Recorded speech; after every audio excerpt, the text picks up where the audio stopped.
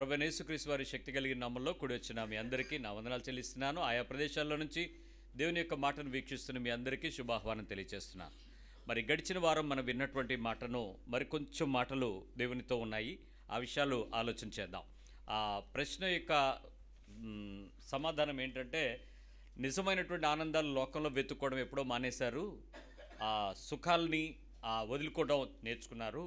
కానీ ఆ తృప్తి కలిగినటువంటి భక్తి యేసుక్రీస్తు దగ్గరే చేయగలుగుతున్నారు కదా, లోకంలో సంతోషం వదిలేసి దేవునిలోనే సంతోషిస్తున్నారు కదా అన్నది ఆ తమ్ముని యొక్క ప్రశ్న. నిజానికి ఆ ప్రశ్నకు సమాధానం ఏంటంటే, దేవునిలోనే ఆనందించటానికి వెతుక్కుంటున్నాము కానీ దేవుడిలోనే ఆనందిస్తున్నామని గట్టిగా చెప్పలేకపోతున్నాం. సంతోషించగలుగుతున్నానికి ప్రయత్నం చేస్తున్నాము కానీ ఎస్ నాకు ఈ లోకంతో లేదు, దేవునిలోనే సంతోషం ఉంది అని బలంగా అనలేకపోతున్నాం అన్నది మనందరికీ తెలిసినటువంటి విషయం. అలా దేవునిలో ఆనందించటం అనంటే లోకంలో ఎలాంటి కష్టాలు శ్రమలు వచ్చినప్పటికీ కూడా క్రీస్తులో ఉండేటువంటి వ్యక్తి ఆత్మీయ జీవితపు పరిణితిలోనికి సంపాదించుకోవటం అంటే ఏంటంటే, మొదటిగా సహవాసంలో దేవుని యొక్క వాక్యాన్ని, దేవుడైనటువంటి ప్రేమను కనుక్కోగలగడం. వాక్యములో నుంచే ప్రేమ కలిగినటువంటి దేవుడైన వాక్యమును కనుక్కోగలగడం. ఎలాంటి పరిస్థితిలో ఉన్నప్పటికీ కూడా వాక్యమును చూసుకొని వాక్యమును చదువుకున్నప్పుడు దేవుని యొక్క ప్రేమ నన్ను ఎలా ప్రేమిస్తుందో అనేది వర్డ్ని చూసి చాలా సంతోషంగా దేవునిలో ఎదగడం, ఆనందించటం అనేది మొదటి పరిణితి. రెండవది ఏంటంటే, మనలో ఏ దైవత్వ లక్షణాలు ఉన్నాయో ఆ లక్షణాలు దేవునిలో ఉన్నవి మనం వింటున్నప్పుడు, చదువుతున్నప్పుడు, గ్రహిస్తున్నప్పుడు, ఆహా దేవునిలో ఉండేటువంటి ఈ లక్షణం నాకు కూడా వచ్చిందే, నాకు కూడా తెలిసిందే, నాలో కూడా ఈ పార్ట్ టేకర్ అంటే శరీరంలో ఒక భాగంగా మారిందే, ఈ అంత పరిపూర్ణత రాకపోయినా కొంత అయినా ఈ లక్షణం నాలో వచ్చింది అని మనలో ఉన్నటువంటి దైవిక లక్షణాలు దేవునిలో ఉన్న లక్షణాలతో పోల్చుకోగలగటం. మూడవది, మంచి సంబంధాన్ని పెంచుకునేంతగా ఆసక్తిని కలిగి ఉండడం. అంటే దేవునితో ఆ సంపూర్ణమైన సంబంధం, రిలేషన్షిప్ని ఎప్పటికీ కూడా పెంచుకోవటం అనేది నేర్చుకోగలగాలి. ఆ స్థాయిలో ఆత్మీయతను కలిగి ఉండడం. ఈ విషయాలు మనం విన్నాం. నాలుగో విషయాన్ని మనం వినడానికి ప్రయత్నించేద్దాం. ఎప్పుడైతే ఒక వ్యక్తి దేవునిలో ఆనందించటానికి విశ్వాసిగా ఉన్న స్థితి నుంచి ఒక మెట్టు పైకి ఎక్కితేనే ఆనందించడానికి వస్తాడు. మళ్ళీ చెప్తున్నాను వినండి. దేవునిలో ఆనందించే స్థితి ఎప్పుడొస్తుంది అని అంటే, నీవు క్రైస్తవుడిగా అయినప్పుడు రాదు. ఆత్మీయుడిగా ఒక అనుభవంలో నీకు తెలిసినప్పుడు మాత్రమే రాడు. క్రైస్తవుడిగా ఎప్పుడవుతాడు? క్రీస్తుని రక్షకుడిగా అంగీకరించినప్పుడు క్రైస్తవుడు అవుతాడు. ఆత్మీయుడిగా ఎప్పుడవుతాడు? వాడు ఆత్మ సంబంధమైన పరిపూర్ణతలోనికి వస్తున్నప్పుడు ఆత్మీయుడిగా మారతాడు. అంతేగాని క్రైస్తవులందరూ ఆత్మీయుతులను అనుకోవద్దు. క్రైస్తవులందరూ క్రీస్తుని ఎరిగిన వారు అవుతారు. వారికి రక్షణ మాత్రమే తెలుస్తుంది, సంపూర్ణమైన సత్యము మాత్రమే తెలుస్తుంది తప్ప సర్వసత్యము తెలియదు. యేసు రక్షకుడని తెలుసుకుని ఒప్పుకొని బాప్తిస్మం తీసుకోవటం రక్షణ మాత్రమే. యేసే రక్షకుడు, నా జీవితంలో ఇంకా ఏ రకమైన రక్షణ లేదని ఒప్పుకోగలగడం సర్వసంపూర్ణతలోకి రావటం, సర్వసత్యంలోనికి వెళ్ళటం. అంటే యేసును ఒప్పేసుకుంటే సరిపోదు, యేసు కోసం ఏమైనా అనే స్థాయికి ఎదగగలగటం. దానిలో భాగం ఏంటంటే, మంచి సంబంధాన్ని పొందుకుంటున్నటువంటి వ్యక్తి ఆత్మీయుడిగా పరిణితి చెందుతూ పరిశుద్ధాత్మ ద్వారా అర్థం చేసుకునే పరిపూర్ణతకు ఆరాటపడతాడు. హోలీ స్పిరిట్లో పరిశుద్ధాత్మతో ఆ అనుభవాన్ని పొందుకోవటానికి విపరీతమైనటువంటి అర్థం చేసుకునే పరిపూర్ణతకు ఆరాటం కలిగినటువంటి ఆత్మీయుడిగా మారతాడు. పరిశుద్ధాత్ముని ద్వారా అర్థం చేసుకునే స్థాయి పొందుకోవటానికి ఆరాటం. ఇప్పుడు నేను మాటలు చెప్తున్నాను, ఇక్కడ అందరికీ ఒకే వాక్యం, అందరికీ ఒకే రెఫరెన్స్, అందరికీ ఒకేలాగా అర్థం అవ్వదు, ఒక్కొక్కరికి ఒకలాగా అర్థం అవుద్ది. కారణం ఏంటి? ఈరోజే వచ్చిన వాళ్ళకి ఒకలాగా అర్థం అవుద్ది, ఒక 5 సంవత్సరాల నుంచి వస్తున్న వాళ్ళకి ఒకలాగా అర్థం అవుద్ది, ప్రారంభం నుంచి 10 ఏళ్ళ నుంచి ఉన్న వాళ్ళకి ఒకలాగా ఉంటుంది, ఒక 20 ఏళ్ళ నుంచి నన్ను వెంబడిస్తున్న వాళ్ళకి ఒకలాగా వినపడుతుంది. ఎందుకు ఈ పరిణితి? మొదటగా వచ్చిన వాళ్ళకి నచ్చినట్టుగా ఏదైనా సందర్భం వచ్చిందనుకోండి, అబ్బో బలి చెప్పారే, బాగా నచ్చింది అని. 5 ఏళ్ళకి ఒకలాగా, కొంచెం ఎక్స్పీరియన్స్ని బట్టి కొన్ని పరిస్థితులు, ఇది అనుభవాన్ని బట్టి. కానీ పరిశుద్ధాత్ముని బట్టి అర్థం చేసుకునే స్థాయి పెరగటం అనే అనుభవం మాత్రం అది అందరికీ దొరుకుద్దా అంటే చెప్పలేను. కానీ నీలో దేవునిలో ఆనందించే స్థాయి పెరిగిన వ్యక్తికి అది దొరుకుద్ది. 51వ కీర్తనలో 11వ వచనంలో ఆ పదం చూస్తే మీకు అర్థమవుద్ది. ఎందుకు భక్తుడు ఆ దుఃఖాన్ని దావీదు వెల్లడి చేస్తాడో చూద్దాం. 51వ కీర్తన బలి అర్పణ కీర్తన అని రాసుకోండి దాని మీద. దీన్ని ఆ కీర్తనను చదివేటప్పుడల్లా ఆ బలి అర్పిస్తూ తను చేసినటువంటి ప్రార్థన కనపడుతుంది అక్కడ. 51వ కీర్తనలో ఆయన 11వ వచనం మాట్లాడిన మాట, నీ పరిశుద్ధాత్మను నా యొద్ద నుండి తీసివేయకము. నీ సన్నిధిలో నుంచి నన్ను త్రోసివేయకము. నీ పరిశుద్ధాత్మను నా యొద్ద నుండి తీసివేయకము. ఎందుకు ఈ భక్తుడు ఈ మాట అడుగుతున్నాడు? పరిశుద్ధాత్మ నా యొద్ద నుంచి తీసేయద్దని ఎందుకు అడుగుతున్నాడు? నీ సన్నిధిని నా నుంచి నీ సన్నిధిలో నుంచి నన్ను తోసేయొద్దు అని ఎందుకు అడుగుతున్నాడు? తీసివేయటం తోసివేయటం ఆ పదాలు మంచి పదాలు కాదు కదా, యాక్సెప్టెన్స్ కాదు కదా. ఎందుకు తోసివేయకమో అని అడుగుతున్నాడు, తీసివేయకమని అడుగుతున్నాడు అంటే, అతడు ఏ పని అయితే చేశాడో ఆ పని చేసినప్పుడు అతనికి తప్పు అని అనిపించలా. దావీదు తప్పు చేసేటప్పుడు అతనికి తప్పు కాదు, అది పాపం చేయాల్సి వచ్చినప్పుడు చేసేసిన స్థితి తప్పు కాదు. కానీ చేసేటప్పుడు పరిశుద్ధాత్ముడు చెప్పుంటాడు, ఏయ్ నువ్వు ఈ పని చేయకు, నువ్వు వెళ్ళకు, ఎందుకంటే నువ్వు కుడి తట్టాను ఎడం తట్టాను తొలగిపోకున్నట్లు వెనక నుంచి నిన్ను సిద్ధపరిచే ఒక మార్గం పరిశుద్ధాత్మని త్రోవ కదా. ఆ మెసేజ్ వచ్చింది, కానీ మనడు ఓవర్లుక్ చేశాడు. ఎవడో చెప్తే ఏముందిలే మనకు నచ్చింది, అందరికీ ఒప్పుకున్నారు కదా పదండి అని ముందుకెళ్ళాడు. పాపం జరిగిపోయింది. పాపము జరిగిన తరువాత తను పశ్చాత్తాపడుతున్నప్పుడు గుర్తు చేసుకుంటున్నాడు, అయ్యా అప్పుడు నువ్వు చెప్పావు నేను వినలేదు, కానీ నీ ఆత్మ నా నుంచి తీసేస్తే, నీ ఆత్మ నీ సన్నిధి నుంచి నన్ను తోసేస్తే నేను పనికిరాను. నేను నడవలసిన త్రోవ నీ మార్గం నాకు బోధించగలిగినటువంటి అభిషేకం నాకుంది. ఆ బోధించే అభిషేకం నేను నీ దగ్గర నుంచి తీసుకోకపోతే, పరిశుద్ధాత్ముడు నాకు వెల్లడి చేసే పద్ధతిని నేను పట్టుకోకపోతే నేను ఇంక గెలవలేను, లైఫ్లో నేను ఫెయిల్ అయిపోతాను. కాబట్టి ఆ పరిశుద్ధాత్ముని యొక్క నడిపింపు నిజంగా నాకు ఇచ్చినట్లయితే నేను చాలా ధన్యుడవుతాను నాయనా, నాకు అది మాత్రం తీసేయకు ప్రభువా అని ఆరాటపడుతున్నాడు. ఆలోచించండి, ఒక విషయం నేను చేసేది మంచి అని నువ్వు అనుకుని నీ స్నేహితులు 10 మంది చెప్తున్నప్పుడు వినకుండా నువ్వు చేస్తే దాని రిజల్ట్ నీకు బ్యాడ్ అయ్యి చెడయ్యి బాగా నష్టమైపోయి దుఃఖకరమైన మరణమైన పరిస్థితి వచ్చేస్తే అప్పుడు నువ్వు వచ్చి 10 మందిని ఏమంటావు? మీరు చెడ్డోళ్ళు అంటారా? ఒరే మీరు అంత చెప్పారు కదరా, నేను ఇలా చెడిపోతానని మీకు తెలుసు కదరా, మీరు వద్దన్నారు కానీ నన్ను ఆపాల్సింది కదా అని అడుగుతారా లేదా?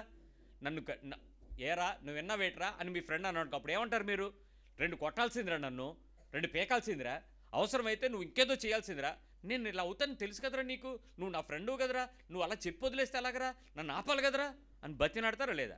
కానీ అప్పుడు నీకు స్నేహితుని విలువ తెలుసుద్దా లేదా, పెరుగుద్దా లేదా? సేమ్ సిచ్యువేషన్ దావీదు ఫేస్ చేస్తున్నాడు. అంటే ఒక వ్యక్తి జీవితంలో పరిశుద్ధాత్మని ద్వారా అర్థం చేసుకునే పరిపూర్ణత పెరగగలిగితే దేవునిలో ఆనందించే వ్యక్తిత్వం పెరిగిపోద్ది. అంటే ఒక తప్పు జరిగిన తర్వాత తెలుసుకోవటం వేరు, జరిగే ముందు చెప్తున్నటువంటి సంగతులు అర్థం చేసుకుని అమ్మో ఇదేంటో నాకు వద్దనిపిస్తుంది, నేను చెయ్యకూడదు అనిపిస్తుంది, ఇది ఎక్కడో నాకు తేడా కొడుతుంది అని చాలామంది ఏమంటారంటే 6th సెన్స్ చెప్పింది నమ్ముతారు. అది ఎక్కడుందో కానీ 6వ సెన్సు, ఈ 6th సెన్స్ చెప్తుంది, నాకు కొడుతుంది, నాకేదో అనిపిస్తుంది, నాకేదో తెలియచేస్తుంది. పరిశుద్ధాత్ముడు తెలియచేసే సంగతుల కన్నా ఈ 6th సెన్స్ కొట్టేది చెప్పేది అంత పర్ఫెక్షన్ కాదు. పరిశుద్ధాత్మ దేవుడు నిన్ను ఎంత చక్కగా చెప్తాడంటే దాని తాలూకా పర్యవసనాన్ని బట్టి దేవుని సంగతులు ఎంత మంచివో ఎంత చెడ్డవో ఆ క్లారిటీ నీకు ఇస్తాడు. ఇక్కడ పరిశుద్ధాత్మని యొక్క అభిషేకం అంటే ఏంటో ముందు అర్థం చేసుకోండి. పరిశుద్ధాత్మని యొక్క అభిషేకము పొందితే భాషలు మాట్లాడతారు అని చాలామంది అనుకుంటారు. కాదు. పరిశుద్ధాత్మను దేవుని యొక్క అభిషేకం మన మీదకి వస్తే చప్పట్లు కొట్టి కేకలేస్తారు. కాదు. పరిశుద్ధాత్మని అభిషేకం వస్తే ఒళ్ళంతా కదిలిపోయి గంతులేసి డేకేసి గెంతేసి మోకాళ్ళ మీద చీరేసుకుని ఏమీ జరగదు. అల్లరికి కర్త కాదు దేవుని ఆత్మ. అయితే అది ప్రారంభ దశలో దేవుని యొక్క అభిషేకము సడన్గా మనిషి యొక్క మీదకు వచ్చినప్పుడు అతని తల నుంచి శరీరం వరకు పూర్తిగా నీ బాడీ మీదంతా దిగినప్పుడు మనిషి తన శరీరం మీదకు ఒక దైవికమైన శక్తి వచ్చినప్పుడు తెలియకుండా ఎట్లా ఫీల్ అవుతాడో తెలియకపోవటం వల్ల ఆ రకమైనటువంటి చేష్టలు చేస్తారు. అంతేగాని చేసేవాళ్ళందరికీ పరిశుద్ధాత్ముడు వచ్చిందని ఆ ఒక్కసారి గెంతేసి మళ్ళీ ఎక్కడో డొప్పులు కొడితే వచ్చేస్తుందంటే అదేదో ఆత్మ. పాటలు పాడేటప్పుడు మ్యూజిక్ పెంచేస్తే కదా, అప్పుడప్పుడు కొంచెం రితం మార్చి రోడ్డు మీద కొడతారండి, దద్దనక అనగానే ఉన్నట్టుండి ఊపేస్తూ ఉంటుంది. అది ఆత్మ వేరు, అది ఈ ఆత్మ కాదు. అందుకని దేవుని యొక్క ఆత్మ సంబంధమైనటువంటి ఆ పరిణితి తెలుసుకోగలిగినప్పుడు నీ లోపల సైలెంట్గా రివిలేషన్ వస్తుంది. చాలా సైలెంట్గా మాట్లాడతాడు దేవుడు. నీకు ఎంత చక్కగా చెప్తాడంటే, ఒక చిన్న పిల్లవాడు బతిమలాడడానికి ఎలాగైతే అమ్మా ప్లీజ్ అమ్మా నాకు ఇవ్వమ్మా అని ఏడుపుతో ఎలా ఉంటాడో అంత చక్కగా గుమ్మరంగా మాట్లాడతాడు. అది తెలుస్తుంది. ఆ పోరాటంలో నుంచి ఆ దేవుని సన్నిధిని ప్రత్యక్షతను అనుభవించే ఆరాటానికి తిప్పల పడడమే నీకు దేవునిలో సంతోషం. నిజంగా ఆ సంతోషం ఒక సందర్భంలో దొరికిందనుకోండి, నెక్స్ట్ మీరు అలాంటిది కోరుకుంటారా కోరుకోరా? అది పరిణితి. అది ఒకదాని తర్వాత 2-3 సార్లు జరిగిందనుకోండి, ఇంక నిన్ను ఎవడైనా ఆపగలరా? దేవుడు అంటే వద్దంటే అంటారా మీరు? అవసరమైతే నువ్వు వద్దంటారు, నాకు దేవుడే కావాలంటారు. ఎందుకు? దేవునిలో నువ్వు ఎదుగుతున్నావు అనేటువంటి స్థితి, ఆ స్థాయి, ఆ సంతోషం అనుభవించగలగటమే దైవికమైన సంతోషం. ఆ స్థితిని సంపాదించుకోవడానికి నిజమైనటువంటి ఆరాటం ఎలా ఉంటుందో ఇంకా చెప్పాలి. ఒకసారి చూడండి, యెషయా గ్రంథము 63వ అధ్యాయము 12వ వచనం. 63వ అధ్యాయము 12వ వచనం. తమలో తన పరిశుద్ధాత్మను ఉంచినవాడేడి? మోషే కుడి చేతి వైపున మహిమగల బాహువును పోనిచ్చినవాడేడి? తనకు శాశ్వతమైన ప్రఖ్యాతి కలుగు చేసుకొనుటకు వారి ముందర నీళ్లను విభజించిన వాడేడి? మైదానములో గుర్రము పడని రీతిగా వాడు పడకుండా అగాధ జలములో నడిపించిన వాడేడి అనుకొనిరి. పల్లమునకు దిగు పశువులు విశ్రాంతి పొందినట్లు యెహోవా ఆత్మ వారికి విశ్రాంతి కలుగ చేసెను. ఏం చేస్తుంది యెహోవా ఆత్మ? విశ్రాంతి కలుగ. ఇవన్నీ ఎలాగైతే జరుగుతాయో అలవాటుగా జరిగే పనులుగా ఉన్నా అవి దాని తాలూకా అందాన్ని, ఆనందాన్ని, దాని యొక్క గుణాన్ని ఎంత పర్ఫెక్ట్గా కనిపిస్తాయో ఆ పర్ఫెక్షన్లోకి మైదానము, భూమి ఎలా కనపడుతుందండి? గుర్రం పరిగెడతా పడిపోద్దా? పరిగెడదు కదా, పడిపోదు కదా. ఎంత హాయిగా పరిగెడుతుంది అంటే పరిశుద్ధాత్మ దేవుడు నీతో ఆ రకమైనటువంటి పద్ధతికి పనిచేస్తాడు అని ఆ విషయాలన్నీ చెప్తున్నాడు. అంటే ఈ ఆత్మకార్యాలను జరిగిస్తున్నటువంటి దేవుని యొక్క ఆత్మ సంబంధమైన విషయాలు, ఆత్మతో జరిగిస్తున్న పద్ధతులు తనకు అర్థమైన తర్వాత ఆ పరిణితి పొందుకున్న వ్యక్తులు ఎవరూ దేవుని విడిచిపోలా. బలహీనతలు ఉన్నాయి, పరిస్థితులు వ్యతిరేకాలు అయ్యాయి, శ్రమలు వచ్చాయి, కష్టాలు వచ్చాయి. కానీ దేవుడి నుంచి వాళ్ళు దూరం అవ్వడానికి కారణం ఏంటంటే ఆత్మ ద్వారా నడిపించే ఆనందాన్ని మర్చిపోకుండా ఉండగలగడం, అది పొందుకోవటానికి ఆరాటపడడం, ఆ పరిణితిని అర్థం చేసుకోవడానికి తిప్పలపడడం. ఒకసారి అనుభవించిన తర్వాత 10 సార్లు, 100 సార్లు, 1000 సార్లు, 1,00,000 సార్లు నిత్యము అది అనుభవంగా పొందడానికి విపరీతంగా ప్రయత్నం చేసేవాడు దేవుడిలోనే ఆనందిస్తాడు. ఇంకెప్పుడు ఎక్కడికి వెళ్ళడండి. అది ఆస్తుల కొరకో, డబ్బు కొరకో, కష్టాల కొరకో, ఆరోగ్యం కొరకో, విజయాల కొరకో, ఇంకేదో దేని కొరకో తాత్కాలికంగా జరిగేటువంటి పరిస్థితుల కొరకైతే కాదు. ఈ ఆనందం అనుభవించలేరు. ఉదాహరణకి రాజకీయ నాయకులు ఎలక్షన్స్ వచ్చేటప్పుడు చర్చికి వస్తారు, మసీదుకి వెళ్తారు, గుడికి వెళ్తారు, రోడ్డు మీద బొమ్మ కనపడితే మొక్కుతారు. అంతకీ చర్చికి వెళ్ళడం వల్ల గెలిచారని రేపొద్దున చెప్తాడా? 4 తాళ్ళు పెద్ద బొట్టు పెట్టుకుని ఇంకేదో కొబ్బరికాయలు కొట్టుకొని ఇంకేదో చేస్తూ ఉంటాడు. ఆఖరిగా మళ్ళీ ఎప్పుడైనా మనం కనపడ్డాం అనుకోండి, పాస్ గారు మీ దయ వల్ల, మీ దేవుడి దయలా ఒక పదం వాడతాడు. దేవుడితో సంబంధం కలిగి ఉంటాడు ఆ వ్యక్తి, ఉండడు, అతను మామూలుగానే ఉంటాడు. అలాంటి వ్యక్తులకు దేవుడిలో ఆనందం అంటే ఏంటో తెలీదు. గుడికి వెళ్ళడం ఆనందం. ఈ క్రైస్తవులైనటువంటి మనము నేర్చుకోవాల్సింది ఏంటంటే, గుడికి వెళ్ళడం ఆనందమా, నీ ప్రార్థనకు సమాధానం నీకు కావాల్సినట్టు దొరకడం ఆనందమా, నువ్వు దేవుళ్ళో ఆనందించడానికి గుడికి వెళ్ళడం ఆనందమా? అది చూసుకో. పరిశుద్ధాత్మనితో ఉండేటువంటి ఆ ప్రత్యక్షత మీలో ఉంచినటువంటి వాడు ఎలాంటి పరిస్థితులకైనా తీసుకుని వెళతాడు అనేటువంటి విషయాన్ని అర్థం చేసుకోండి. మార్క్స్ వార్త 1వ అధ్యాయంకి రండి, 12వ వచనం చూడండి. మార్క్స్ వార్త 1వ అధ్యాయము 12వ వచనం. వెంటనే పరిశుద్ధాత్మ ఆయనను అరణ్యంలోనికి త్రోసుకొని పోయెను. ఎక్కడికి? ఎవరిని? యేసు ప్రభుని. ఎక్కడికి తీసుకెళ్ళాడు? అరణ్యంలోకి. ఎందుకు తీసుకెళ్ళాడు? ఆయన సాతాను చేత శోధింపబడుచు అరణ్యంలో 40 దినములు అడవి మృగములతో కూడా ఉండెను. ఇద్దరు వెళ్ళారండి యేసు ప్రభుతో పాటు. ఎవరు? ఒకడేమో సాతాను, ఇంకొకడు ఎవరు? పరిశుద్ధాత్మ. ఇక్కడ ఇద్దరు వ్యక్తులుగానే మనకు పరిచయం చేయబడ్డారు. ఒకడు సాతానని చెప్తున్నాడు, రెండవది పరిశుద్ధాత్ముడు తీసుకుని వెళ్తున్నాడు. ఇక్కడ వేరే ఎవరో వచ్చి తీసుకెళ్ళిపోయారు, గాలి వచ్చింది వెళ్ళిపోయాడు, పరలోకానికి వెళ్ళినప్పుడు పైనుంచి మేఘం దిగి వచ్చింది తీసుకెళ్ళిపోయాడు. ఇది అలా కాదు. పరిశుద్ధాత్ముడు అతనిని అరణ్యంలోనికి తోసుకొని పోయెను, తీసుకొని పోయెను, పరిశుద్ధాత్మ చేత కొనిపోబడెను అనే పదాలు మరి వేరే ఒక సువార్తలో రాయబడ్డాయి. అంటే ఏంటి అర్థం? తీసుకెళ్తున్నాడు. ఎవరి చేత శోధించబడ్డానికి? సాతాను చేత. ఇప్పుడు అర్థం చేసుకోండి, మీలో ఎవరికైనా ఈ అనుభవం కలవాలంటే అడిగితే దేవుడు తప్పకుండా ఇస్తాడు. ప్రభువా మాకు ఈ 2 అనుభవాలు మాకు ఇవ్వండి. ఏంటి అనుభవాలు? సాతాను చేత శోధించబడేటప్పుడు పరిశుద్ధాత్మని చేత నాకు బోధించడం నేర్పించండి అని అడగండి. మీకు చాలామందికి సాతాను బాగా తెలుసు కదా. తెలీదా? క్రైస్తవుడికి బాగా సుపరిచితం. ఏం పదం వాడినా దేవుడి గురించి చెప్పరు, కానీ సాతాను గురించి చెప్తారు. ఏమంటే సాతాను గడు శోధించేస్తున్నాడు బ్రదర్. ఎవరు చెప్పారు నీకు సాతాను శోధించాడని? ఎందుకు అనంటే బైబిల్ ఎప్పుడో ఈయనుంటారు, నాలంటోడు చెప్తానో చదివితేనో ఏమని, ఎవడైనా నువ్వు శోధించబడిన వాడు దేవుని చేత శోధించబడుతున్నాను అనకూడదు. అందుకని అప్పుడు ఎవరిని అనొచ్చు? అలా అన్నావా? కాదే, నీకు అనుభవమే సాతాను గడు దెబ్బ పడిపోతుంది బ్రదర్. అయితే ఎవరు శోధించినట్టు? సాతాను గడు. ఏది పట్టుకున్నా పని అవ్వట్లేదు బ్రదర్ అంటే ఎవరు ఏం చేస్తున్నట్టు? సాతాను గడు. అన్ని మరి సమస్తం మేలు కొరకు చుట్టేస్తున్నాడు బ్రదర్. అయితే ఎవరు ప్రాబ్లము? సాతాను గడు. సాతాను గడు తినేస్తున్నాడు, సాతాను గడు అడ్డుపడిపోతున్నాడు, సాతాను గడు చేయనివ్వట్లేదు, సాతాను గడు గెలవనివ్వట్లేదు, సాతాను గడు సాధించేస్తున్నాడు, సాతాను గడు ఇంట్లో అల్లకల్లోలం చేస్తున్నాడు, సాతాను గడు మా ఆయన పట్టేశాడు, సాతాను గడు మా అమ్మిని పట్టేశాడు, సాతాను గడు మా పిల్లల్ని పట్టేశాడు.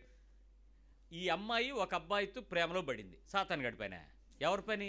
మీ కూతురు పని, తల్లివైన నీ పని, తండ్రివైన నీ పని, నీ ఇంట్లో వాళ్ళ పని లేదు. దానికి మళ్ళీ సాతాను గడింది. ఆడు మంచోడాడు, ఆడు బాధాడు పడుతున్నాడు, విశ్వాసంలో ఉన్నాడు చెడదొద్దామని మీరు వెళ్ళి సాతాను గడి పేరు చెప్తారేంటి? మీ అమ్మాయి లవ్లో పడితే నువ్వు పెట్టే తిండి, నువ్వు చేసే పని సరిగా లేక నీ పిల్ల దారి తప్పిందని చెప్పు. చాలామంది సాతాను గడి. సరే, సాతాను గడిని మనం ఏమనుకోవద్దు, కాసేపు దేవుడి గురించి మాట్లాడదాం. ఇప్పుడు చెప్పండి, సాతాను గాడు మిమ్మల్ని టెంప్ట్ చేసేస్తున్నాడు, శోధించేవాడు ఎవడు? తెలుసు మీకు. దేవుడైతే శోధించడు. సాతాను గడు ఏం చేస్తాడు? ఈ శోధిస్తుండేటప్పుడు ప్రభువు నన్ను శోధనలో పడకుండానట్టు సహాయం చేయడానికి నీ స్వరం నాకు ఇవ్వు, నీ మాట నాకు చెప్పు, నీ బలము నాకు ఇవ్వు, నీ నడిపింపు నాకు ఇవ్వు, నువ్వు నన్ను చేయి పట్టుకో, నాకు ఆ పరిస్థితి వస్తుందని నీకు ముందుగా తెలుస్తుంది కాబట్టి నేను దానిలోకి వెళ్తాను, వెళ్ళినప్పుడు పాపం చేయకుండా నన్ను కాపాడు. అడగచ్చా అడగకూడదా? చెప్పచ్చు కదా. అప్పుడు మీకు ఆయన ఏం చేస్తాడు? అడుగువానికి ఉత్తరం ఇచ్చేవాడా, సమాధానం చెప్పనోడా? చెప్పేవాడు కదా, మీకు హెల్ప్ చేస్తాడు కదా. అయితే ప్రాబ్లం ఏంటి? యేసు ప్రభు వారు అదే పనికి వెళ్ళారరా. సాతాను గడు ఎందుకు తీసుకెళ్తున్నాడు అరణ్యంలో? ఆయనను శోధించడు. అక్కడ రాయబడింది. పరిశుద్ధాత్మను ఎందుకు వెళ్ళాలి? ఎక్కడెక్కడ సాతాను శోధిస్తాడో, ఎక్కడెక్కడ దేవునితో ఎలా గెలవాలో, ఎక్కడెక్కడ దేవుని సహాయం తెలుసుకోవచ్చో, ఎక్కడెక్కడ దేవుని సహాయం పొందుకోవచ్చో, ఎక్కడ శోధనలో శోధించబడిన పాపం లేదు కానీ శోధనలో పడితే పాపాన్ని ఎలా తప్పించుకోవాలో, శోధించబడే కోరిక నుంచి తను ఎలా గెలవాలో, శోధించబడే ఆశల నుంచి తను ఎలా గెలవాలో, ఇవన్నీ ట్రైనింగ్ ఇవ్వడానికి పరిశుద్ధాత్ముడు ఉన్నాడు. శోధించడానికేమో సాతాను గడు ఉన్నాడు, గెలిపించడానికేమో పరిశుద్ధాత్ముడు ఉన్నాడు. ఈ నడిపింపు నీకు తెలియటానికి దేవుని మందిరంలోకి వచ్చి గనక పరిశుద్ధాత్మునితో సంబంధం పట్టుకోగలిగితే నీ జీవితంలో దేవునిలో ఆనందం అంటే ఏంటో నీకు తెలుస్తుంది. ఇంకేముండదు నీకు లోకంలో ఎలాంటి పెయిన్ వచ్చినా, ఎలాంటి శ్రమ వచ్చినా, ఎలాంటి కష్టం వచ్చినా అసలు ఏమీ సునాయాసంగా క్రైస్తవుడు జైల్లో పాటలు పాడతాడు. పౌలు ఎందుకు పాడుంటాడు? పేతురు ఎందుకు కేకలేసి అరుచుంటాడు లోపల? ఎందుకు వాళ్ళందరూ రంపాలతో కోయడానికి కోసుకోబోయే పదాన్ని ఉరికమ్మానికి ఎందుకు వెళ్ళిపోయి ఉంటారు? ఎందుకు వాళ్ళు చావు దెబ్బలు తిన్నారు? ఎందుకు డ్రమ్ముల్లో తారులో మనిషిని ముంచి ఎలిగించారట విలియం టెండెల్ని బైబిల్ ట్రాన్స్లేట్ చేసినందుకు. అలాంటి దానికి ఎందుకు వాళ్ళు రెడీ అయ్యారు? వాళ్ళు దేవుళ్ళో ఆనందం అనిపిస్తున్నప్పుడు శరీరం కారిపోతుందని, అయ్యో దెబ్బ తగిలింది, రక్తం కారిపోతుంది, ఏముండవు అక్కడ. ఆనందమే. బ్రవ్వా సూపరు. స్టెఫన్ రాళ్ళతో కొడుతుంటే ఏమంటున్నాడు? తండ్రి వీళ్ళేం చేస్తున్నారో వీళ్ళకి తెలియదు, క్షమించయా. అసలు పరలోక వెలుగు అటు ముఖం ప్రకాశించిందంట. అవన్నీ బైబిల్లో ఎందుకు రాసిపెట్టాడు? పరిశుద్ధాత్ముడిలో ఆ ప్రత్యక్షత తెలుసుకోగలగడం. నేను మళ్ళీ చెప్తున్నాను, ఇక్కడ నీ తెలివితేటలు ఉపయోగపడితే కుదరదండి, నీ అనుభవం ఉపయోగపడితే కుదరదండి. ఎవడో చెప్పిన చదివిన పుస్తకం చదివేసి నాకు ఎలాంటి అర్థమైపోతున్నాయి, అవి ఎంత సుత్తి సోది. దేవునితో ఆత్మతో అనుభవం నీకు రావాలి. పరిశుద్ధాత్ముడే ఆ ప్రత్యక్షత ఇస్తాడని బైబిల్ చెప్తుంది. ఈ ట్రైనింగు శోధించబడుతుండేటప్పుడు నీతో పరిశుద్ధాత్మ దేవుడు ఆ ప్రత్యక్షత ఇస్తూ ఉంటాడు. మీరు ఎప్పుడైనా మీ ఇంట్లో మీ రెగ్యులర్ ఇంట్లో మీరు దేవుని ఆత్మను పొందారా లేదా అన్నది అనుమానం ఏం పడకండి. ఫస్ట్ ఆఫ్ ఆల్ మీరందరూ పరిశుద్ధాత్మను పొందుకున్నారు. కారణం బాప్తిజం తీసుకోవడానికి యేసు ప్రభు రక్షకుడని ఒప్పుకున్నారు. That's all. పరిశుద్ధాత్మ యొక్క అభిషేకము యొక్క విలువ స్థాయి పెరగచ్చు, తగ్గచ్చు. అది నువ్వు పొందకపోవచ్చు. అయినంత మాత్రంలో భాషలు లేవని దాని గురించి గొడవ వద్దని ఇందాక చెప్పా. సో నీవు అర్థం చేసుకోవాల్సింది ఏంటంటే, పరిశుద్ధాత్ముడు నాకు దేవుని యొక్క వాక్యమును చదివి దాన్ని వినడానికి, దాన్ని అర్థం చేసుకోవడానికి నాకు ఒక సహవాసంలోనికి బంధించి పెట్టాడు రక్షణ అనుభవంలో నుంచి. So I am bounded with Holy Spirit, cover చేయబడి ఉన్నాను. ఇప్పుడు మీరు తెలుసుకోండి, మీ ఇంట్లో ఏదైనా మంచి ప్రాబ్లం వస్తుంది అనే విషయం ఫస్ట్ ఆఫ్ ఆల్ ఒక బెల్ అనేది మీకు ముందు తెలిసిపోద్ది. ఒక గంట కొడతాడు ముందు, ఏదో అవుతున్నట్లు మీకు ఇన్ఫర్మేషన్ వస్తుంది, మీకు తెలిసిపోద్ది. మీకు నిజం చెప్పనా, ఒక 4-5 గంటల ముందే మీకు సెన్స్ వస్తుంది. ఇది నేను చెప్పింది ఆ సెన్స్ కాదు, ఏది ఇందాక 6th 7th 8th 9th 10th కాదు.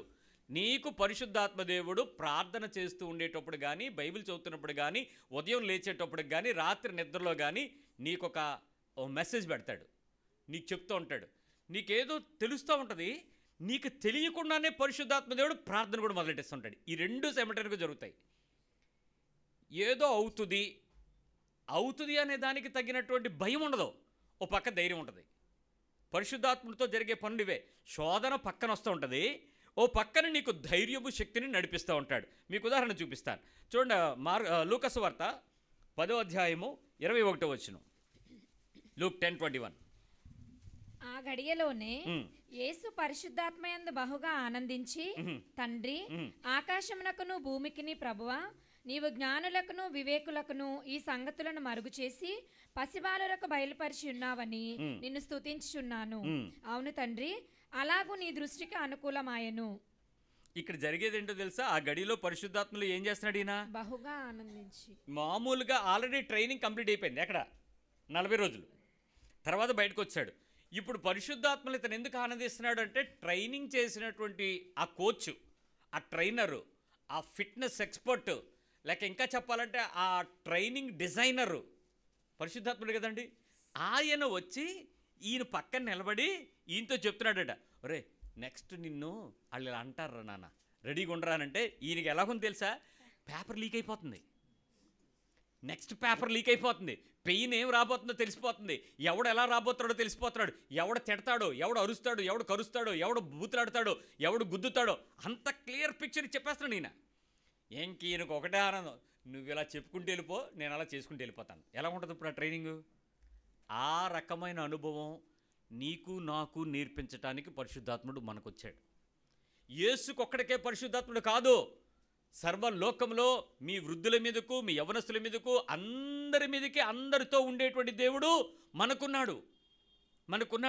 కాబట్టి మనందరి మీదకి దేవుని యొక్క సంపూర్ణతను అనుభవించగలిగితేనే నీ విశ్వాస జీవితం సంపూర్ణతలోకి వస్తుంది. లేకపోతే రాదు. గమనించండి.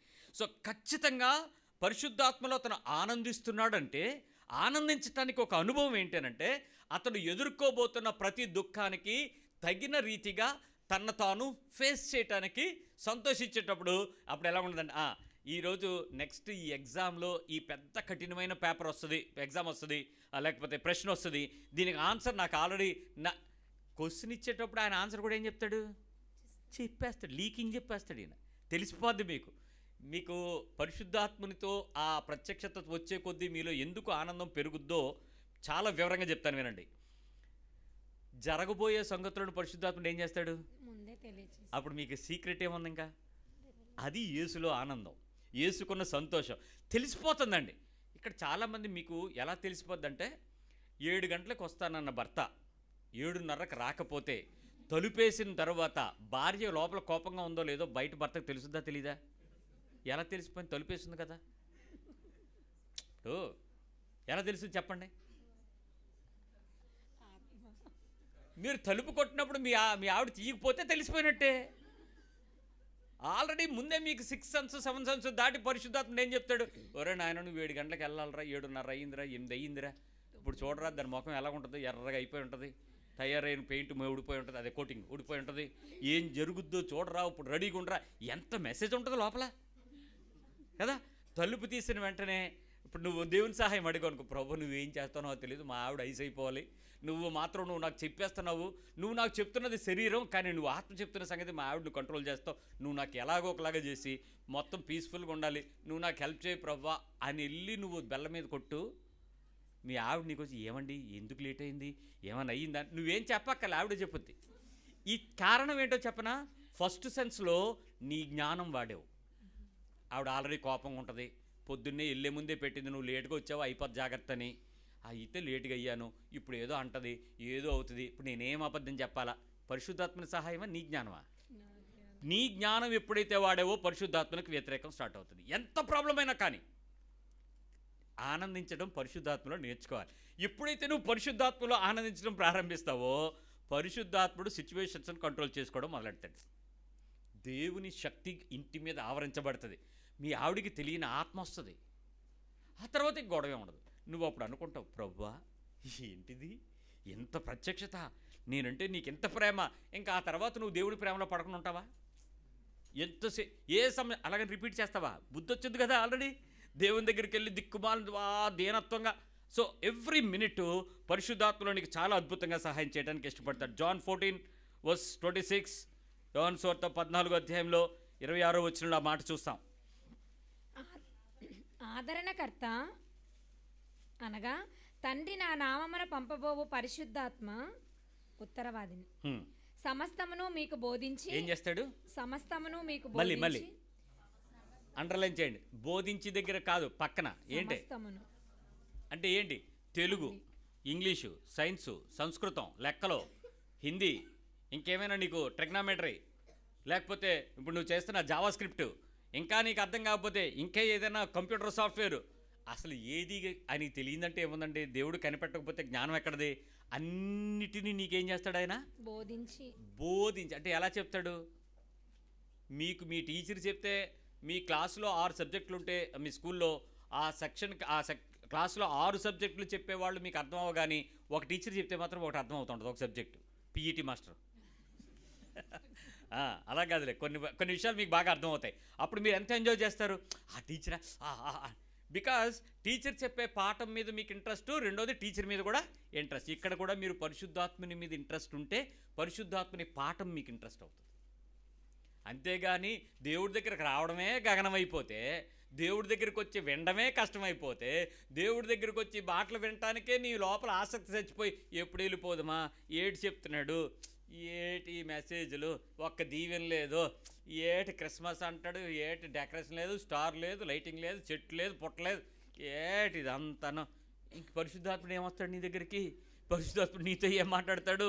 ఆ మాట్లాడే స్థితి ఏంటి? నీకు అర్థం చేసుకునే జ్ఞానం ఎక్కడ? అంతా సమస్యల వలయమే. అది చెప్తాడు. మీ అన్ని విషయాలు ఏం చేస్తాడు? సమస్తము మీకు బోధించి. నేను మీతో చెప్పిన సంగతులన్నిటినీ మీకు జ్ఞాపకం చేయును. యేసు ప్రభు వారు చెప్పినటువంటి డాక్ట్రిన్ ఆఫ్ టీచింగ్స్ అన్నిటినీ మనకి ఏం చేస్తాడట? అర్థం చేసుకునేటట్టు వివరిస్తాడట. నువ్వు మర్చిపోయిన సంగతులను ఏం చేస్తాడు ఆయన? జ్ఞాపక శక్తితో మనకి రివీల్ చేస్తాడు. నువ్వు ఒక్కసారి చదివితే, ఒక్కసారి వింటే, ఒక్కసారి హృదయంలో దేవుని మాట కనుక వేసుకోగలిగితే, గుచ్చుకుంటే, ఇంకా ఆ టైంకి పరిశుద్ధాత్మ దేవుడు పనిచేయటం ప్రారంభిస్తాడు.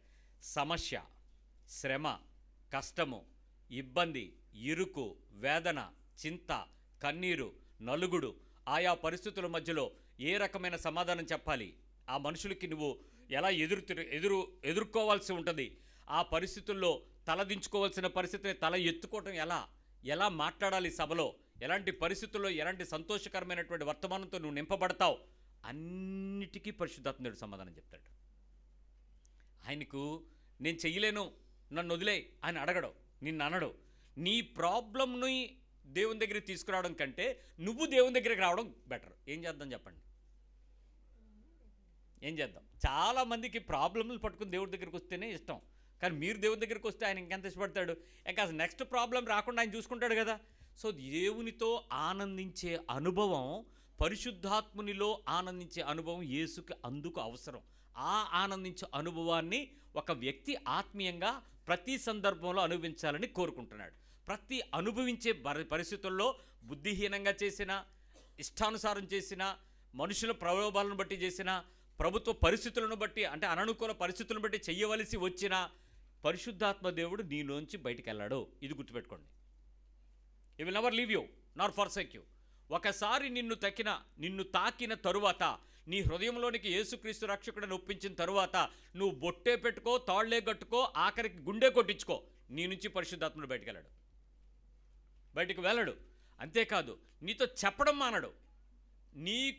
నువ్వు పూర్తి విగ్రహారాధికుడిగా మారిపోయినా కూడా నీవు సర్వశక్తుడైన దేవుని యొక్క ఆత్మచేత నువ్వు తాకబడిన అనుభవాన్ని నీవెప్పటికీ మరిచిపోనివ్వకుండా నీకు బోధించుకుంటూనే నడుస్తూ ఉంటాడు దేవుడు. కారణం ఏంటో తెలుసా? నువ్వు తప్పు చేసిన నిన్ను సరిచేయటమే పరిశుద్ధాత్మ దేవుని యొక్క ముఖ్యమైన విధి మరియు కర్తవ్యం. నీతిని గూర్చి, పాపముని గూర్చి ఆయన ఏం చేస్తాడు? ఇక that is what the Holy Spirit. యేసుక్రీస్తు సహాయం కన్నా పరిశుద్ధాత్మ దేవుని సహాయం చాలా అద్భుతంగా పనిచేస్తుంది. It's a wonderful experience. ఆ అనుభవం నువ్వు వెతుక్కునే కొద్దీ, నువ్వు అనుభవించే కొద్దీ చాలా విచిత్రంగా జరుగుతుంది. 1 తెస్సలోనికీ పత్రిక 1వ అధ్యాయం 6వ వచనం చూడండి. తెస్సలోనికీ 1 పత్రిక మొదటి అధ్యాయము 6వ వచనం. పరిశుద్ధాత్మ వలన కలుగు ఆనందంతో ఉమ్. గొప్ప ఉపద్రవమందు మీరు వాక్యమును అంగీకరించి ఏం చేశారు? ఎప్పుడు అంగీకరించారు వాళ్ళు? పరిశుద్ధాత్మ వలన కలుగు ఆనందం. గొప్ప ఉపద్రవం వచ్చింది. ఆ ఉపద్రవాలు వచ్చినప్పుడు వాళ్ళు దేవుని అంగీకరించడానికి కారణం ఎవరంట?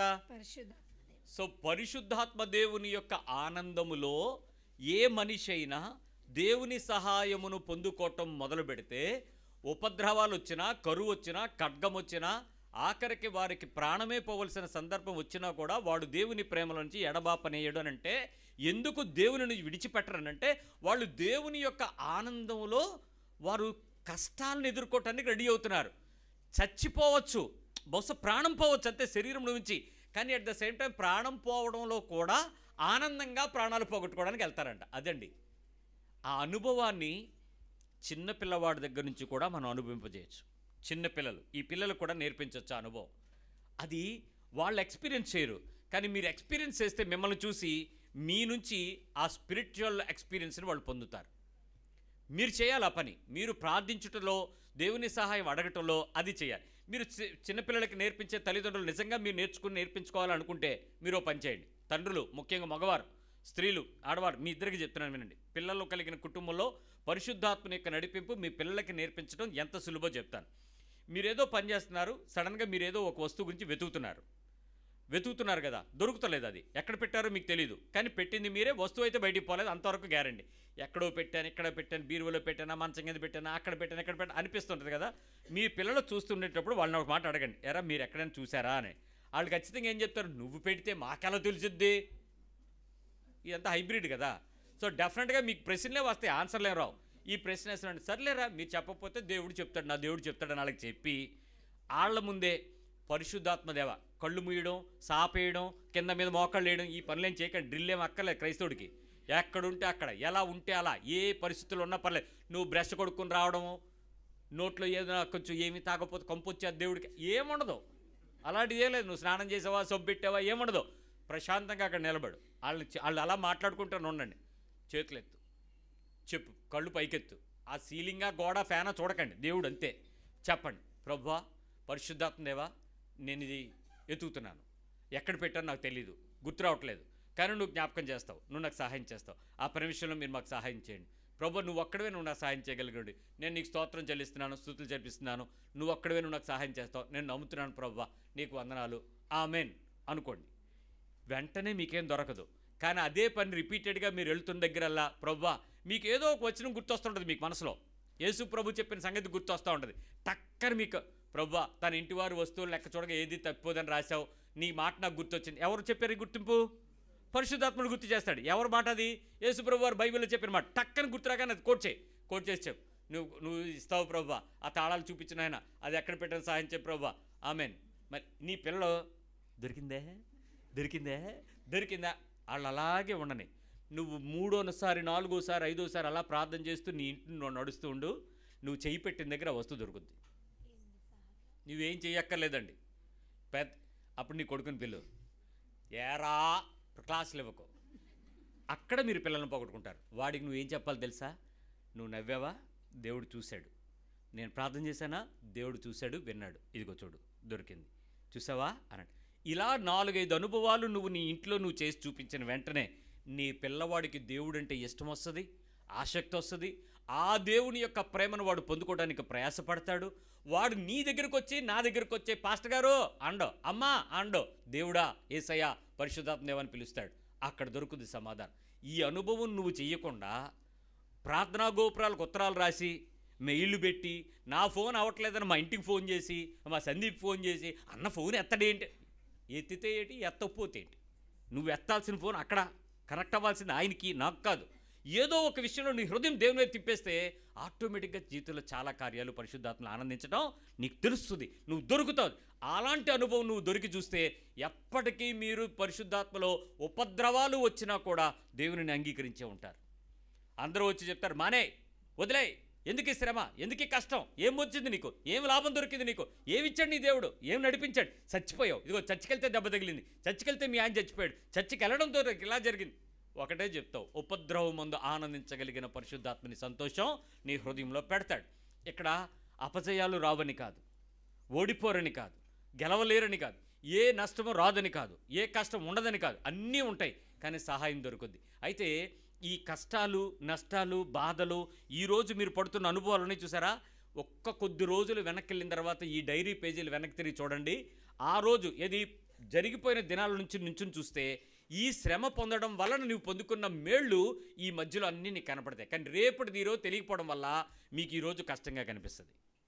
అందుకే భక్తుడు అంటాడు, శ్రమ పొందుట భక్తునికి మేలాయను ప్రభు అని చెప్తాడు. సో పరిశుద్ధాత్మనిలో ఆ ప్రత్యక్షత అర్థం చేసుకునే శక్తికి ఏ ఆత్మీయుడైతే ప్రయత్నం చేస్తాడో, దేవునితో ఉండడానికి ఇష్టపడతాడో, వాక్యమును పట్టుకోవడానికి ఇష్టపడతాడో, దేవునితో ఆ ఫెలోషిప్ పొందుకోవడానికి ఇష్టపడతాడో, ఖచ్చితంగా ఆ వ్యక్తి దేవునిలో ఆనందించుతూ ఉంటాడు.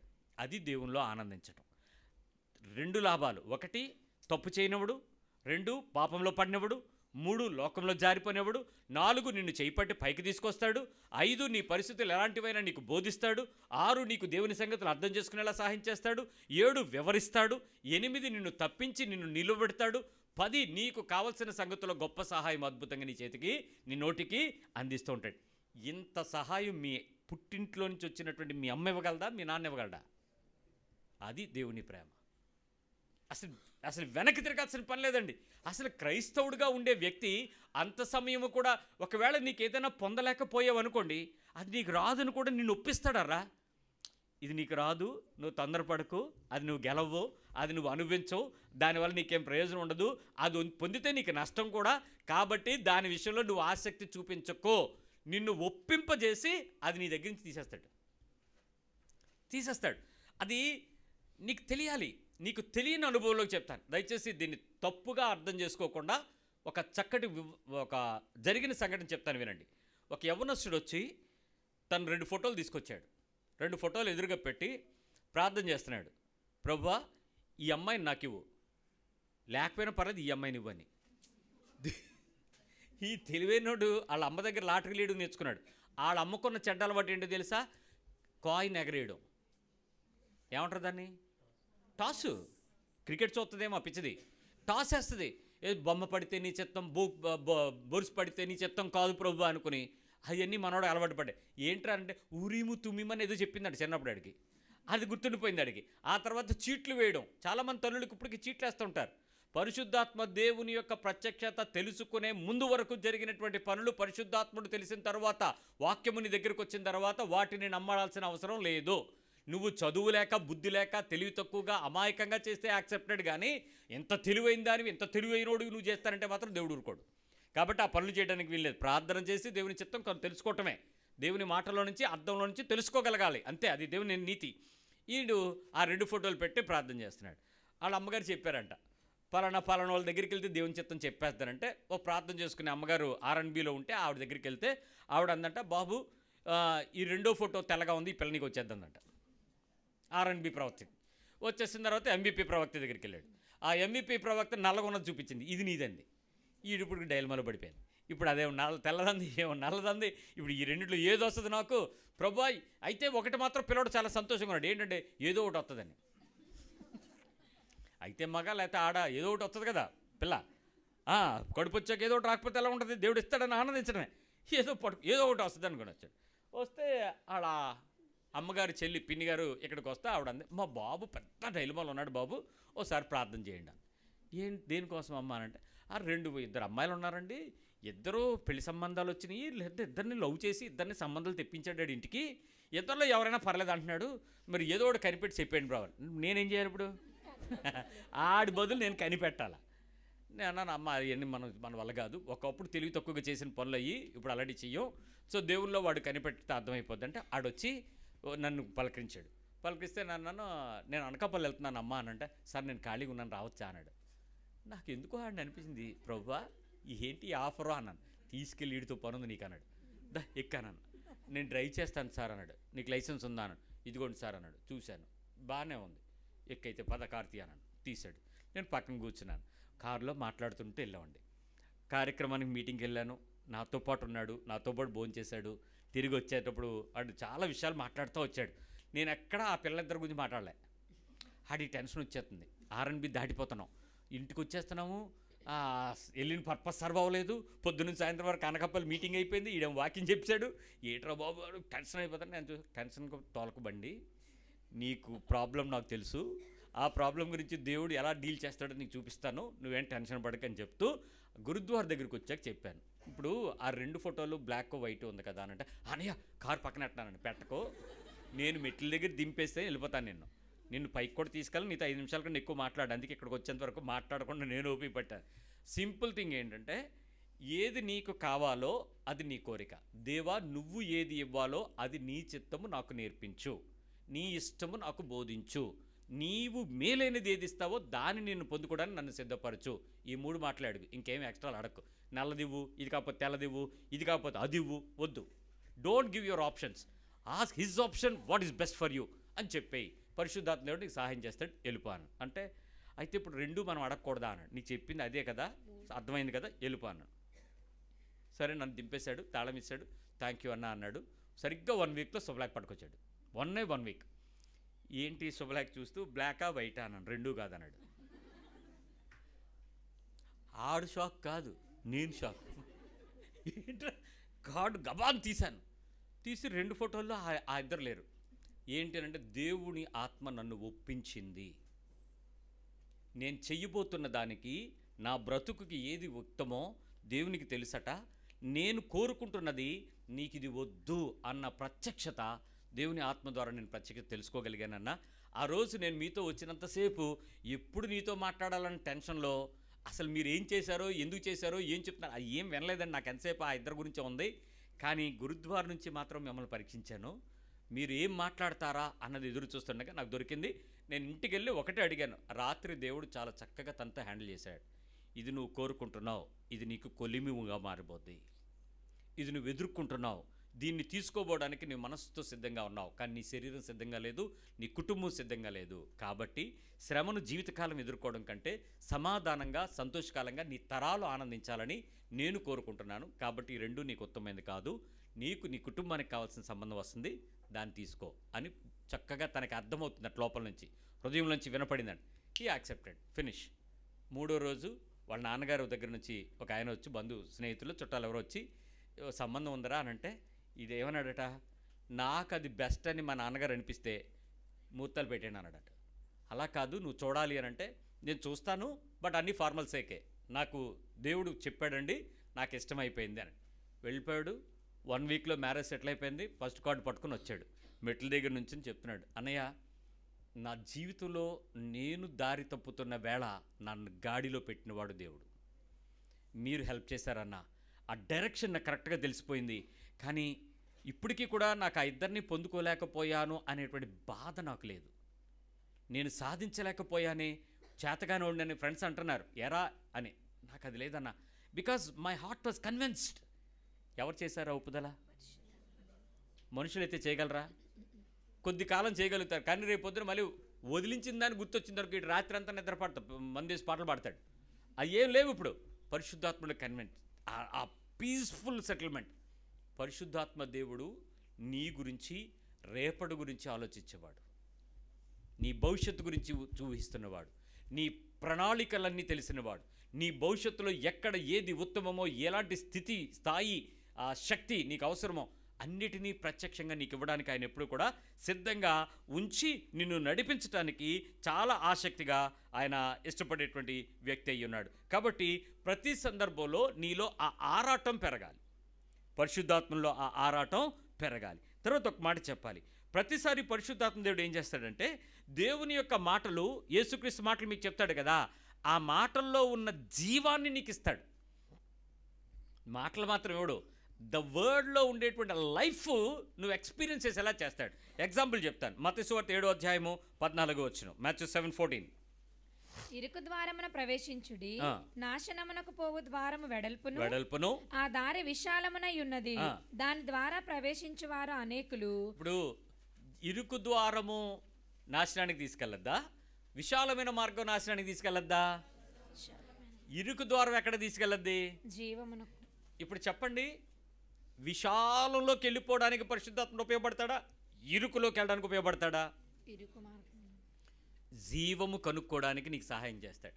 కానీ పరిశుద్ధాత్ముడు చెప్పే సంగతుల్లో మీకు 80% యాక్సెప్టెన్స్ ఉంటుంది, 20% బాడీ ఒప్పుకోదు. మీ పక్క వాళ్ళకి చెప్పండి, గుర్తుంటుంది 80-20 అని. 80% మైండ్ యాక్సెప్ట్ చేస్తుంది, 20% బాడీ యాక్సెప్ట్ చేయదు. మైండ్ ఏమో పర్లేదంటది, బాడీ ఏమో కుదరదంటది. కుదరదు. ఎవరు గెలుస్తారు చెప్పండి? ఆత్మసిద్ధమే కానీ శరీరం బలహీనం. ఎవరు గెలుస్తారు చెప్పండి? బాడీ గెలుస్తుంది. అంటే 20% మెజారిటీ అన్నమాట.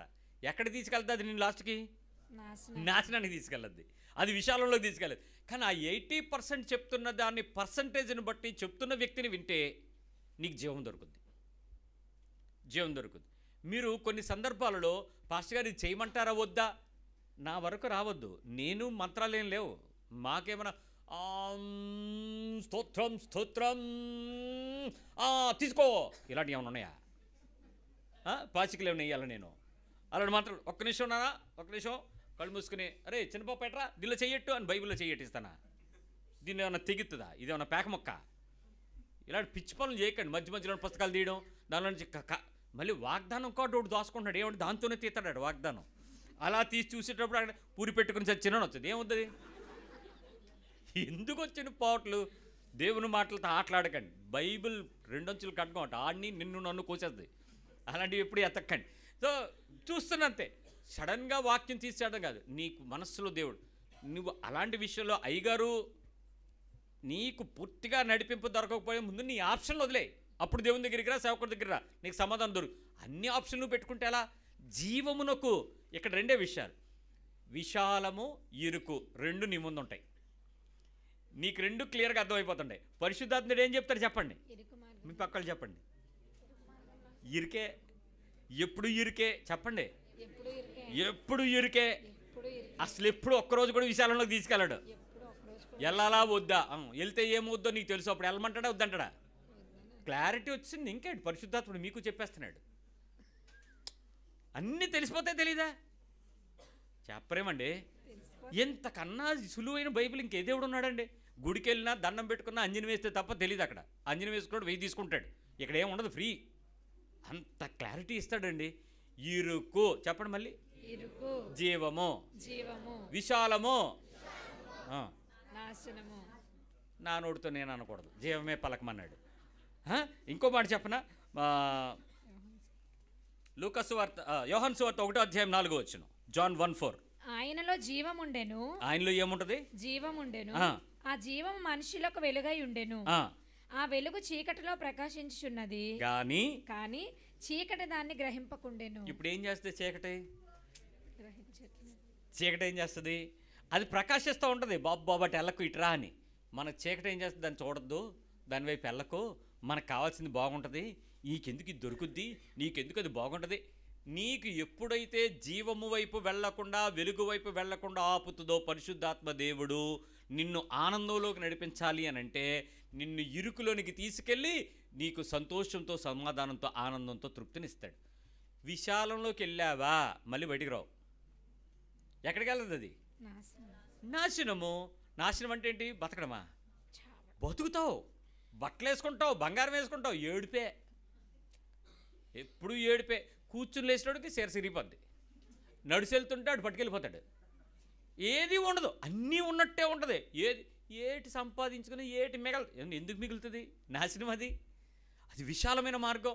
దేవుడు ప్రతి విషయంలో చెబుతాడు. ఒక మనిషి పుట్టుక ఆయన చేతిలో నుంచి, నోటిలో నుంచి, హృదయంలో నుంచి జరిగింది. ఆ మనిషి యొక్క ఎదుగుదల ఏ ఇంట్లో పెట్టాలో ఆయన ప్రణాళికల నుంచి జరిగింది. ఏ ఎదుగుదలలో ఏ స్థాయిలో ఉండాలో నీ స్వచిత్తమును నువ్వు విడిచిపెట్టి రక్షణ మార్గంలో ఎదిగే ప్రతి చిన్న బిడ్డని దేవుడు విడువక ప్రేమించుకుంటూ నడిపించుకుంటూ జీవితకాలంలో వృద్ధాప్యమందు నీ ఎముకలను సైతము చూచుచున్న దేవుడు, నీ తలనెరుపును చూచిన దేవుడు సంకనెత్తుకుని పోషించుకుంటానన్నాడు. ఏంటండి ఆ వాగ్దానం? నిన్ను వదిలిపెట్టడైనా ఆ నడిపింపు ఉంది. ఆ నడిపింపుని సరిగ్గా అర్థం చేసుకోలేని వ్యక్తులు శరీరానుసారమైనటువంటి భక్తిని ఆశ్రయించి దేవుడి దగ్గరికి వస్తే కష్టాలు తీరిపోతాయి. ఇది దొంగ సువార్త, తప్పుడు సువార్త. రండి దేవుడు మీకు కష్టాలు తీర్చేస్తాడు, ఇది పచ్చి అబద్ధం సువార్త. ఇదిగో ఈ సేవకుడు మిమ్మల్ని దీవిస్తాడు, అస్సలు అది దేవుని సేవకుడు కాదు, దయ్యం. ఆ దీవించే సేవకుడు ఎవడు ఉండడు. మిమ్మల్ని శ్రమ పెట్టే సేవకుడే బతుకుతాడు. మిమ్మల్ని కష్టంలోనికి తీసుకుని వెళ్ళి జీవంలోనికి నడిపించే వెలుగే మీకు దేవుని వెలుగు. అందుకే జీవము దగ్గరికి తీసుకుని వస్తాడంట, ఆ వెలుగు కనపడేలాగా దేవుడు చేస్తాడంట. 5వ అధ్యాయం యోహాను సువార్త 40వ వచనం. అయితే జాన్ 5:40. అయితే మీకు జీవము కలుగునట్లు మీరు నా యొద్దకు రానొల్లరు. జీవము కలుగునట్లు ఆయన దగ్గరికి ఏం చేయరంట అంటే మనం ఎక్కడికి వెళ్తాం చెప్పండి? ఎక్కడికి వెళ్తాం? జీవం కలుగునట్లు ఆయన దగ్గర రాకుండా ఎక్కడికి వెళ్తాం చెప్పరే?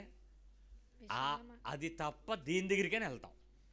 జీవము కలిగేయడానికి పరిశుద్ధాత్మ దేవుడు మనకి సహాయం చేస్తాడు. దేవుని యొక్క వాక్యములో వెలుగు, దేవుని వాక్యములో సత్యం, దేవుని వాక్యములో ప్రత్యక్షత, దేవుని వాక్యములో ఇరుకు, దేవుని వాక్యానుసారము నువ్వు చేయబోతున్నటువంటి ప్రణాళికకు అడ్డులేని నడిపింపు, దేవుని వాక్య ప్రకారమైనటువంటి పరిస్థితులలో జీవము కొరకు ఎదుర్కొనేటువంటి ఆ ఆలోచన, ఇవన్నిటి యొక్క ప్రత్యక్షత దేవుని వాక్యములో నుంచి పరిశుద్ధాత్మ దేవుడు యేసుక్రీస్తు సంగతులను మనకి నేర్పించుకుంటూ వస్తాడు.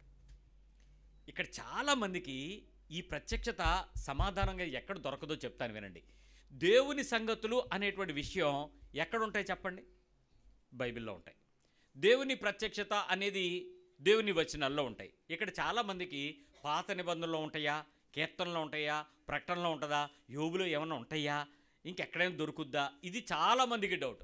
దేవుని యొక్క మాటలు ఆదికాండము 1వ అధ్యాయము 1వ వచనం నుండి ప్రకటన గ్రంథము 22వ అధ్యాయం ఆఖరి వచనం వరకు కూడా దేవుని మాటలే. అందుకని దేవుని సంగతులు ఇక్కడ అక్కడ అని వెతకడం కాకుండా సాధ్యమైనంత వరకు అల్లా క్యాలెండర్ని ఎత్తకడం మానేయండి, వాట్సాప్లు ఎత్తకడం మానేయండి. అంటే చాలామందికి దాని అనుభవం ఏంటంటే తేదీని బట్టి వచనం చూసి దానిలో సంతృప్తి పడిపోయి ఆగిపోతూ ఉంటారు. కానీ ఆ సందర్భం ఏంటి మొత్తం నీకు బైబిల్లో కనపడుతుంది. కాబట్టి సందర్భంలో ఉండేటువంటి జీవము దగ్గరికి రాకుండా ఏం చేస్తాడంటే వీడు ఆపేస్తూ ఉంటాడు. ఎంత కుట్రంటే, అపవాది యొక్క ఎంత కుట్రంటే, వెలుగు దగ్గరకు మీరు రాకుండా చేసే కుట్రలు ఎక్కడెక్కడ ఉన్నాయో చెప్తాను వినండి. ప్రతిరోజు పాస్టర్ గారు మీకు ఒక వాక్యం పంపుతున్నారు. ఎవరు పంపుతున్నారు? మిమ్మల్ని ఎవరి దగ్గరికి వెళ్ళినెవరు? బైబిల్ దగ్గరికి వెళ్ళినెవరు? ఇది ఒక కుట్ర. ప్రతిరోజు మీ చర్చ్ గ్రూప్ నుంచి ఒక మెసేజ్ వచ్చింది. ఇది ఒక పెద్ద కుట్ర. షార్ట్స్, రీల్స్, షార్ట్ అంటే ఎంత నిమిషం? It should not be more than 1 minute. 1 minute లోపు ఎంత సత్యం మీకు దొరుకుద్దర్రా? ఎంత ప్రత్యక్షత మీకు వచ్చేస్తుంది? ఈరోజు 4 షార్ట్లు వినిస్తే సరిపోద్దా? నేను మొన్నప్పుడు ఒక పదార్థాలు తింటున్న ప్రదేశంలో కూర్చుంటే వాళ్ళు అన్నారు, సార్ స్టార్టర్ సార్ అండి. ఏదో ఇస్తాడు అనుకున్నాను, స్టార్టర్ అండి. ఆ తినేదే కూరలో పెట్టకుండా ముందు పెడతాడట. అది మేము ఒకప్పుడు అన్నీ కలిపి తినేవాళ్ళం, అన్నం అనేవాళ్ళం దాన్ని. ఇప్పుడు దాన్ని భిన్నం చేసి ముందు తెచ్చి పడేస్తున్నారు. ఆ కూరనే రకరకాలుగా చేసి ముందు తెచ్చి పెట్టి ఆ తర్వాత అన్నం తినమంటున్నాడు. అది ఇప్పుడు ఏంటనంటే అదొక ముక్క ఒక రకం, ఆ తొక్క ఒక రకం, ఇది ఒక లోపల పెక్క ఒక రకం, రకరకాలు తెచ్చాడు. ఈ రకరకాలు తిన్న తర్వాత అన్నాడు ఇప్పుడు మెయిన్ కోర్స్ అన్నాడు. ఈ తొక్కలు తిన్నాక మొక్కలు తిన్నాక ఇంక మెయిన్ కోర్స్ ఏం ఖాళీ ఉంటుంది? పెరుగు అన్నం పట్టుకొచ్చాను. అదే సార్ బిర్యానీ తినాలి సార్. చాలామందికి ఏమర్థమవుతుంది ఇప్పుడు? ఇంకా ఏదో ఉంటుంది అని అంటే కడుపు ఖాళీ ఉండాలా అని మాలంటే వాళ్ళకి, మీలంటే వాళ్ళకి కాదు. అది తినే ప్రపంచం వెలుగు దగ్గరికి ఎక్కడికైనా వెళ్తారు. అలాంటి సందర్భం నాకు అర్థమైనప్పుడు అర్థమైంది. ఈ వాట్సాప్లో పొద్దున్న వచ్చినటువంటి నీ గ్రూప్లో మెసేజ్, నీ గ్రూపు ఎవరు గ్రూపు? నీ గ్రూప్. చర్చ్ గ్రూప్ పాస్టర్ గారు పంపిన మెసేజ్, ఎవరో పాస్టర్ గారు. తర్వాత రీలు పంపింది, రీలా అదే షార్ట్స్లో నుంచి వచ్చిన ఒక మెసేజ్ మిమ్మల్ని జీవం దగ్గరికి వెళ్ళనిస్తాయా? వెళ్ళనివ్వు. మీకు ఈలోపు మీరు ఇంకా మిగిలిన 30 గ్రూపుల్లో ఉంటారు కదా, ఆ Bengaluru group, Madras group, Chennai group, Bhopal group, వీళ్ళు ఎవరో మీకు తెలియదు కానీ మీరు గ్రూప్లో ఉంటారు. ఏదో మెసేజ్ వస్తుంది. మనం ఎంతసేపు ఫోన్లోనే ఉంటాం, బైబిల్ దగ్గరికి ఇచ్చే టైం ఎక్కడ ఉంటుంది? కాబట్టి దానికి కెలుగుతూ ఈ వచ్చినవా భలేగా ఉంది, ఇదా భలేగా ఉంది. జీవం దగ్గరికి వెళ్తున్నావా? ఇంతకీ ఎవరు రానివ్వట్లేదు మిమ్మల్ని? వెలుగు దగ్గరికి ఎవరు వెళ్ళనివ్వట్లేదు? ఇప్పుడు అర్థమైంది ఎవరు వెళ్ళనివ్వట్లేదు. ఇదంతా కుట్ర. బైబిల్ ముందే చెప్పింది, పరిశుద్ధాత్మ దేవుడు మిమ్మల్ని జీవము పొందుకునేలాగా, జీవమును అందుకునేలాగా, జీవమును హత్తుకునేలాగా, వాక్యములో ఉన్న యేసుక్రీస్తునే మీరు పట్టుకునేలాగా చేస్తాడు. మిమ్మల్ని వాక్యం దగ్గరికి వెళ్ళనివ్వకుండా చేసే ఏ కుట్రని కూడా మీరు ఫాలో అవ్వకూడదు. ఉండండి, వాట్సాప్ చూడండి, దాని మెసేజ్ వినండి, దాని షార్ట్ వినండి, దాని టెక్స్ట్ కాంటెస్ట్ ఎక్కడుందో వెళ్ళి ఫుల్ మెసేజ్ వినడానికి ప్రయత్నం చేయండి. అట్ ద సేమ్ టైం దానికి సంబంధించిన వర్తమానం బైబిల్ రెఫరెన్స్లు ఎక్కడెక్కడ ఉన్నాయో అక్కడికి వెళ్ళి ఆ కాంటెస్ట్ పైన ఏంటి, కిందనేంటి, సందర్భం ఏంటి, పరిశుద్ధాత్మను చెప్తున్నది ఏంటి, చెవిగలిగిన వాడు ఆత్మ చెప్తున్న సంగతులు. ఇక్కడ ఆ చెవి లేదనుకోండి, వినాలి అని లేదనుకోండి, మనకేమనిపిస్తుంది చెప్పండి? ఈ పొద్దు నుంచి 20 మెసేజ్లు చూసాం, నీకు తినేసినట్టు ఉంటుందా లేదా? స్టార్టర్లో అయిపోయి ఇంక ఫుడ్ వెళ్ళదు, వాక్యం వెళ్ళదు. చాలా బలహీనమైన మనస్సాక్షితో చేసేటువంటి పని ఇదే, గుర్తుపెట్టుకోండి. రోజట మనకి పవిత్ర గ్రంథం అనేటువంటి ఒక పుస్తకం ఉంది, తెలుగులో ఉంటుంది బైబిల్. బాబ్ క్రో అనేటువంటి ఆయన ఇంగ్లాండ్ నుంచి ఇండియా వచ్చి నెల్లూరు ప్రాంతంలో బ్రతుకుతూ ప్రతి ప్రదేశంలో కూడా దేవుని యొక్క వాక్యమును చదివి మాట్లాడుతున్నటువంటి భాష దగ్గరికి వెళ్ళి మీ భాషలో ఎలా మాట్లాడతారో పదాలు వెతికి డిక్షనరీ తయారు చేసుకుని దానిలో తెలుగు బైబిల్ రాశాడర్రా. ఆ బైబిల్ పవిత్ర గ్రంథం వాడుక భాష బైబిల్ ఉంది కదా, అది ఆయన దాన్ని తయారు చేశాడు. ఆ తయారు చేసేటప్పుడు ఒకానొక సందర్భంలో కడప పరిసర ప్రాంతాలలో మంచి ఎండల ప్రాంతంలో జొన్న పంట ఒక మూలన, అంటే కొంత బోర్డర్స్ మధ్యలో ఉంటే అక్కడికి వెళ్ళాడట. మంచి ఎండలో తెల్లదొర ఎర్రగా అయిపోతాడు కదా, అప్పట్లో మరి నిక్కర వేసుకుని చిన్న జీప్ వేసుకుని వెళ్ళిపోయేవారు. తేరా వెళ్ళి చాలా అలసిపోయాడంట.